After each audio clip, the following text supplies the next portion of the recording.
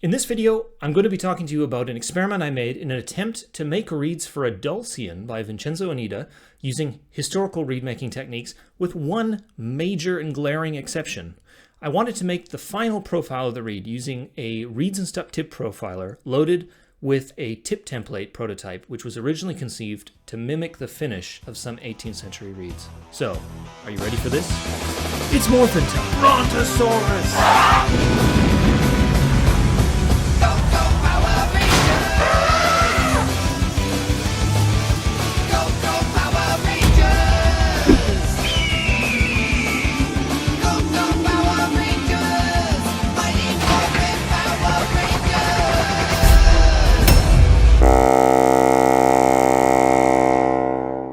And don't forget, if you like this video and other videos on this channel, hit the subscribe button, make sure that notifications are on so that you can find your way back for the next one.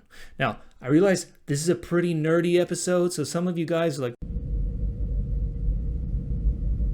Red alert. Could be interesting for you. Let's get straight into it. This tip template marked AG was an earlier template experiment by Lorenzo Masala and others to mimic the finish of some 18th century bassoon reeds. You can tell this is an earlier template because of the curvature of a bassoon reed being built into the back of the template. This was done for a number of early templates and hasn't been very common to see in new templates over the last 5 years. However, they are making a comeback in some newer models. It doesn't matter. I'm talking too much on this subject.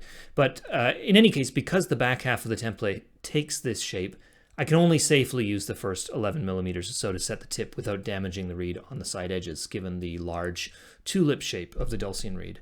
This was inevitably going to mean that some handwork to finish behind the 11 millimeter mark was needed. I'm going to level with you here. I don't play pro on inside scrape reeds. I've made some really decent practice reeds. I've made at least 40, maybe 50 reeds using the treatises of Jennifer Harris, Leslie Ross, Jim Kopp, Franz Josef Fröhlich, and Etienne Ozy as guides, but I just can't get the final result to my taste when it comes to playability, intonation, and or sound production. I've also looked at a number of original reeds in private collections. I have a small collection of modern reeds used by pros made in this way, and I've consulted pretty much all of the literature out there on this topic, or at least all of which exists in English. So Griswold and Paul White are the two authors which immediately come to mind. Now, this is my experience, right? Some of you are starting to think like, uh-oh, I shouldn't do this. I'm not knowledgeable enough. But I've played next to a number of professional bassoonists now who play really at the highest level on reeds built like this.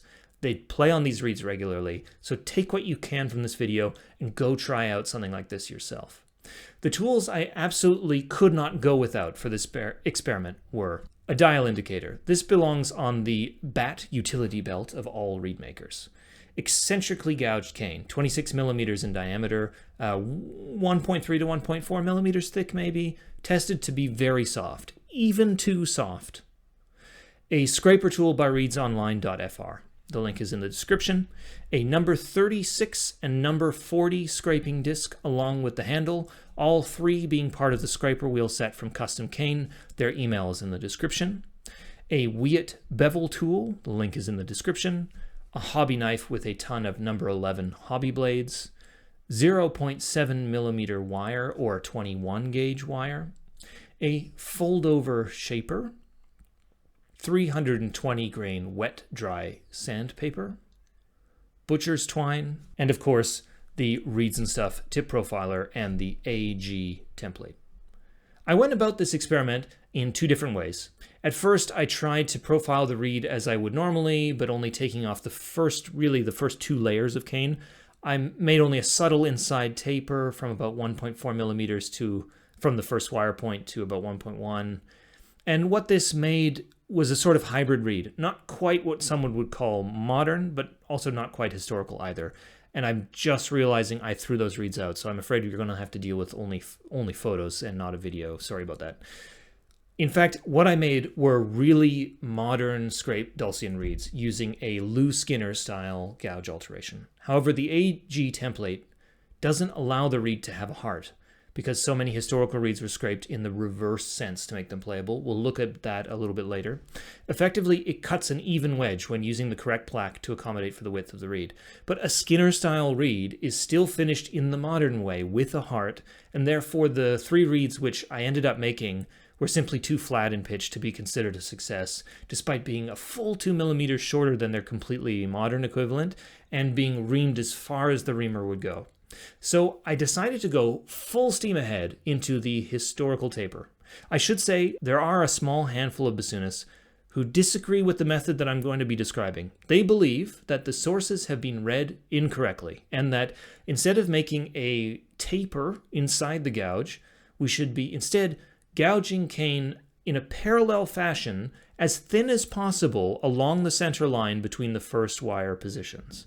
Again, a small handful of bassoonists here among a still slightly larger handful of bassoonists who do historical reed making. So what did I do?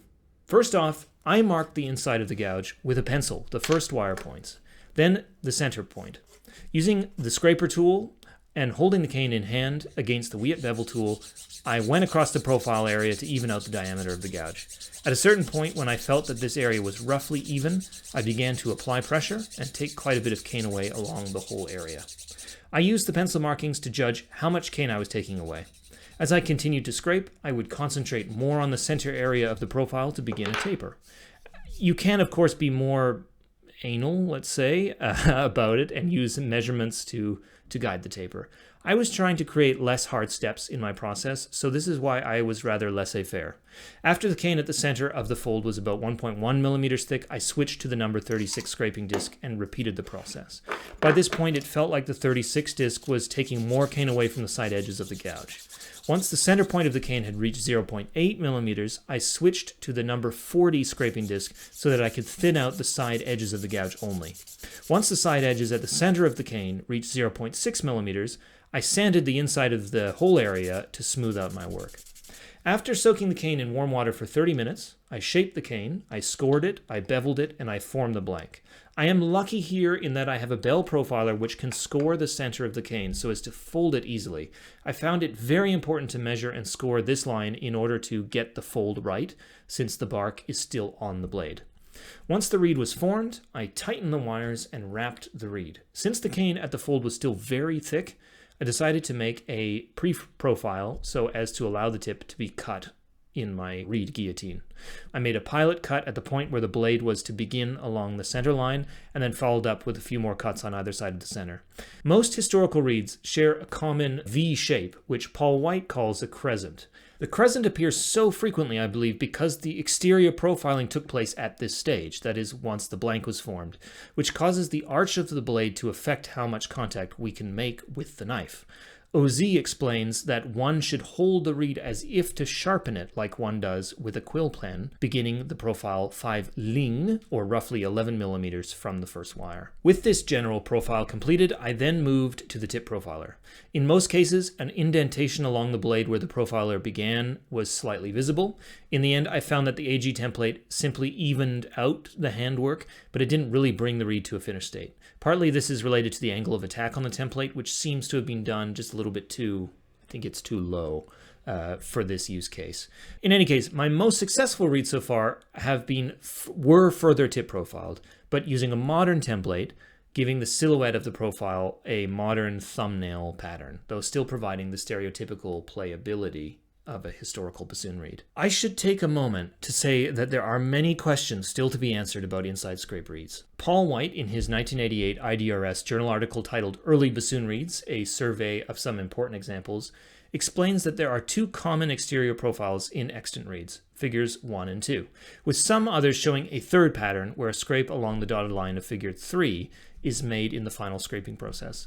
I have asked a number of experts about their take on these findings, and unfortunately, none have really been able to explain to me whether the difference between the 2 primary scrapes might simply be a product of the profiling from the exterior only, or whether these profile styles are directly related to the shape of the gouge under the blade of the reed. This isn't really relevant to this video, but it's important to say that there's a lot that we don't still know when it comes to historical reed construction. Furthermore, and finally, what does this all mean when it comes to the sound and response that this inside scrape reed produces? Well, I'm not going to weigh into the sort of discussions that took place in previous decades on aesthetics. I do want to say this. There was a centuries-long period of cooler weather in Europe, known today as the Little Ice Age. A cooler, wetter climate produces softer, less dense cane. When we today make inside scrape reeds like the ancients, we often produce reeds which are extremely bright to the ear, with quite a harsh sound.